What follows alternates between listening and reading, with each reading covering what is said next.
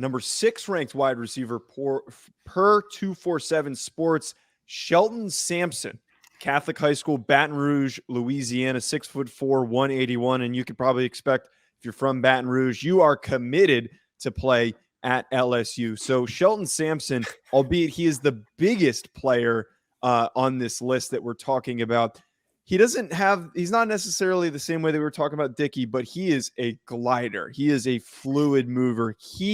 This might be a 4.4 guy at 6'4", that fast that he moves, and he slides almost down the field, that he's that easy of a mover.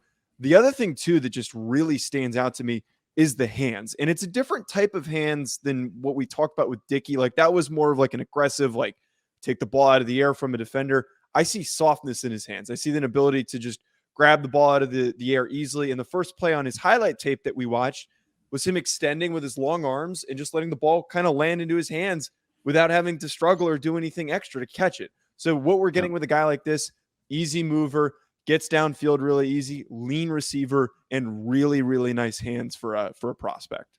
So, Joe, he's ranked, according to 247 Sports, is the number 6 ranked receiver in the class. That could be very well where he is right now, but if he puts it all together, he might be the best receiver in this class. Like, he really might be, man. Like you said, he's 6'4", 181, plenty of room to grow. He's going to be 200-plus pounds in the blink of an eye, and this is a height, weight, speed freak, if I'm being completely honest, man. Like, he has some just silly acceleration, has those long arms, can pluck the football out of the air. Everything is there, man. Everything is there. And it makes so much sense, not only just the Louisiana stuff, but it makes sense he's going to LSU, because he reminds me a lot of Terrace Marshall Jr. that came out of there a couple years ago. He was like the same guy going to LSU, and Terrace ended up being a good football player at LSU. But again, if Shelton Sampson puts it all together, man, he could be an absolute superstar. Like, I don't think there's any limitation to how good this kid can be if he develops properly. Matt, do you approve of that comparison? Yeah, I'm just, Joe, you don't have to agree, with his comparisons, because clearly he doesn't agree with yours always. So I'm just laying that out there. But I do agree with the fact that Shelton Sampson potentially could be, I would say this. He's going to be a really, really good route runner and a good football player. Like, you could see that. Again, he is asked to do very little at the route running, ability in high school, again, because he just can run by everybody.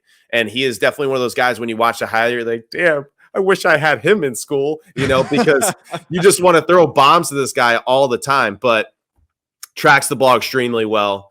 Glider, like you said, he definitely at times actually moves so fast that he gets tackled because he's moving like almost too fast to the people that are chasing him, which I think at the next level, it'll be a little bit easier for him and his speed to be taken advantage of.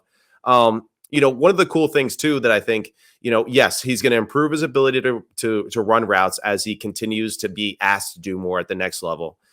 I think the coolest thing though for him is that, like, he is a true like X or a Z receiver to me. And when I say that, like, he's a true like outside guy.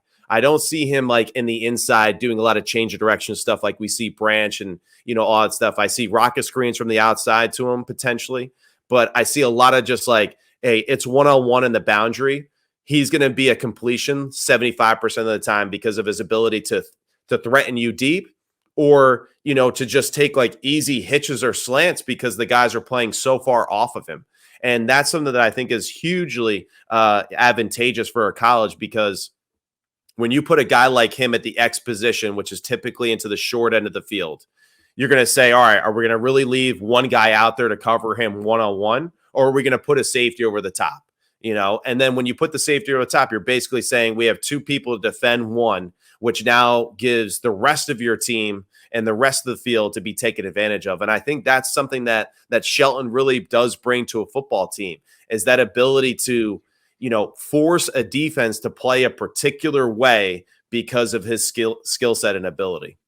Really well said, man. I like, at the core of it, football is a game of numbers, right? Like, you're going to attack where you have a numbers advantage. You're not going to attack where you don't have a numbers advantage. And this is a player that is going to create numbers advantages, to your point, across the field, right? Because with this vertical ability on top of being 6'4" and being able to pluck the football down the field, right, you have to keep eyes on him, man. Like, you have to. Otherwise, you're putting a corner into a very unadvantageous situation. Disadvantageous? I don't know what the word is, Joe, but either way, he does not have an advantage in that situation working against a kid that is 6'4" and can run like this player can.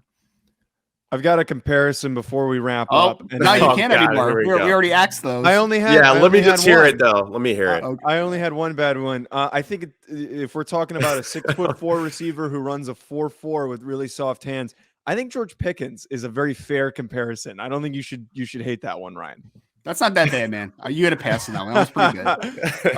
I'm glad. He's a Every tough day critic, man. I seek the approval of Ryan daily, so this makes me happy that I got a not bad.